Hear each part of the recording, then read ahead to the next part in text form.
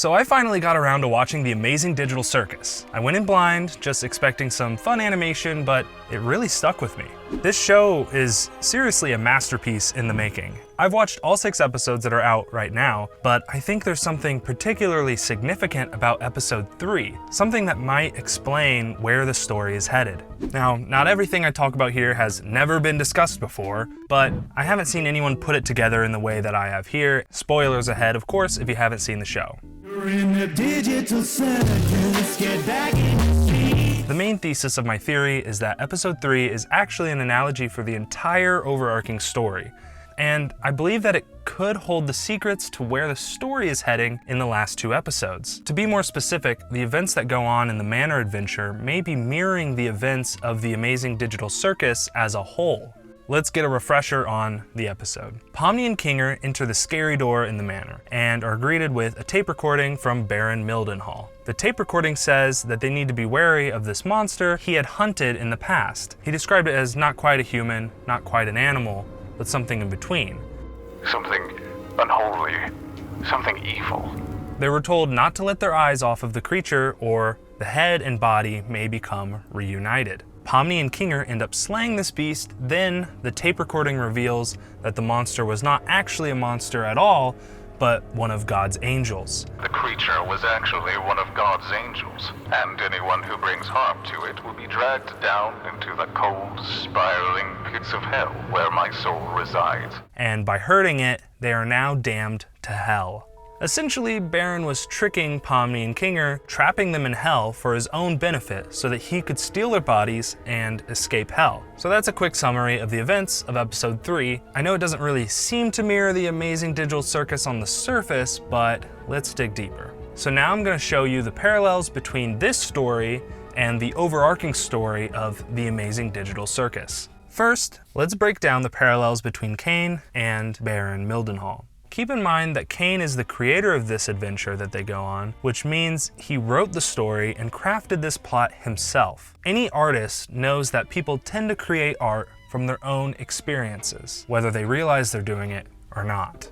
The hunter in this story is the literal narrator of the story in the beginning. We hear from him in his own audio logs that he left around the manor. He's the one who tells Pomni and Kinger that the monster mounted on the wall is evil and unholy, despite the fact that he knows the exact opposite is true. He sets up our expectations that the monster is evil, and when I watched originally, I believed him to be telling the truth. This perfectly mirrors the way that Kane immediately sets the cast's expectations of the digital circus, that there is no exit, and abstractions are evil and to be banished, even going as far as to clearly deny things Pomni saw, calling them digital hallucinations. He doesn't outright say all of these things to Pomni because the cast has already internalized this stuff and they tell her mostly, but it's clear that he reinforced those beliefs on the original cast, and you can tell he's hiding something. Therefore, Caine is Baron Mildenhall. To further prove this, Baron Mildenhall literally has the heads of all of the cast members on his wall. Outside of the angel, every other head is a cast member, and the only one that isn't is actually a metaphor for a cast member that has abstracted.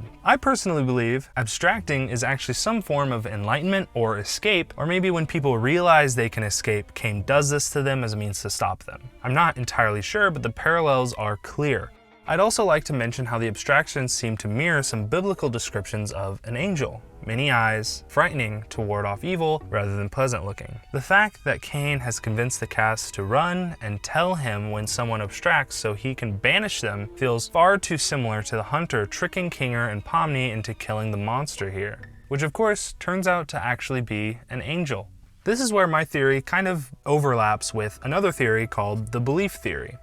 If you don't know what the belief theory is, you should totally watch this video by Fortzi explaining it, because we're going to be using that theory for the rest of this video. The idea is that these characters can manifest and do anything because they are a cartoon character and not real. This is supported by episode 6 and how Pomni uses it to be ridiculously, unrealistically good at shooting just by believing. Caine has convinced the cast that thinking about an exit will make them abstract into an evil monster, but I don't think that's all true. I think they're being lied to. I would also like to point out that Kinger had a good experience with his wife who abstracted, shown off in this very episode. And the fact that he saw his wife in the angel from the story just makes it more clear to me that this monster is a metaphor for the abstracted characters. You look beautiful, honey. Now that I've set the premise, what does this mean? What does it imply? Well, if the show continues to mirror the storyline in the next 2 episodes, we can expect to see Kane using the cast for something. Baron Mildenhall in the Manor story wants to take over the body of Pomni and Kinger to get out of hell. Maybe this is a direct parallel to the overall story, and Kane, despite being an AI, is plotting to somehow escape with the body of one of the humans that are stuck in the digital circus. Or maybe he's already doing it. This is very speculative, but what if when the characters abstract, it's because Kane is somehow taking their body in the real world? Therefore, their mind and soul are still trapped in the digital circus while their body is no longer there, thus creating an abstraction which fittingly resembles a biblical angel because it's a literal soul or ghost. I would also like to add one thing, but wasn't really sure where to put it. The idea that the angel is a literal head looking for its body, or vice versa, in itself mimics the themes of the show. The characters are essentially disembodied minds in a simulation trying to get back to their bodies in the real world, in the same way that the head of the angel is trying to get back to the body of the angel. This feels like a relevant and intentional metaphor. Either way, if the theory that Kane is literally taking the bodies of these characters in the real world is true, then this is even more effective as it mirrors how Baron Mildenhall takes the head of the monster as a trophy.